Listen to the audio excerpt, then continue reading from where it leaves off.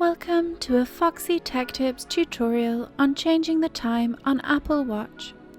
If you find this tutorial helpful, please consider subscribing to my channel and liking the video.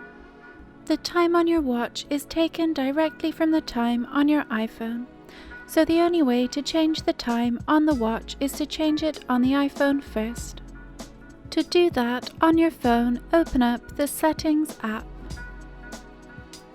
Scroll down and select General. In General, select Date and Time.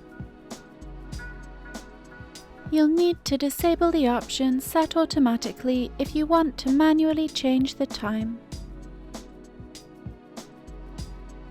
You can now tap the time and then tap the time again at the bottom. Change the time to whatever you want and it will immediately be updated on your Apple Watch. And that draws an end to this tutorial.